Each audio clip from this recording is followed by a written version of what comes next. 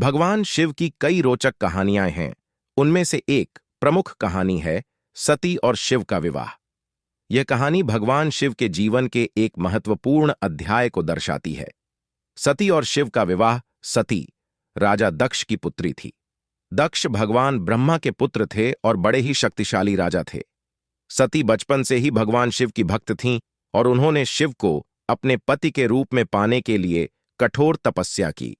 उनकी तपस्या से प्रसन्न होकर शिव ने उन्हें दर्शन दिए और विवाह का प्रस्ताव स्वीकार कर लिया। दूसरी ओर राजा दक्ष भगवान शिव को नापसंद करते थे, क्योंकि शिव वैरागी थे और समाज के नियमों से परे रहते थे। उन्होंने सती के विवाह के लिए अन्य राजाओं को बुलाया, लेकिन सती ने शिव को ही चुना।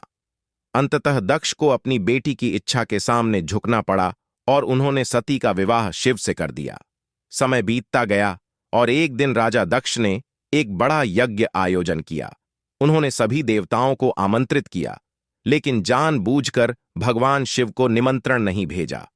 सती को जब यह बात पता चली तो वह अपने पिता के यज्ञ में बिना निमंत्रण के ही पहुंच गईं।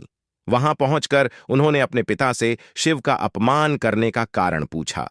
दक्ष ने शिव के बारे में अपमानजनक बातें कहीं, जिससे सती बहुत आहत हुईं।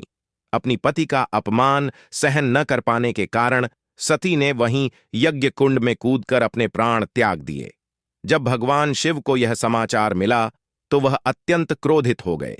उन्होंने वीरभद्र नामक राक्षस को उत्पन्न किया, जिसने दक्ष के यज्ञ को नष्ट कर दिया और दक्ष का सिर काट दिया। बाद में भगवान शिव ने दक्ष को जीवन दान दिया, लेकिन उसके सिर के स्थान पर एक बकरे का सिर लगा दिया। सती का पुनर्जन्म माता पार्वती के रूप में हुआ और उन्होंने पुनः कठोर तपस्या की। इस बार भी भगवान शिव ने उनकी तपस्या से प्रसन्न होकर उन्हें अपनी पत्नी के रूप में स्वीकार कर लिया। यह कहानी भगवान शिव और सती के प्रेम, त्याग और धर्म के प्रति उनकी निष्ठा को दर्शाती है।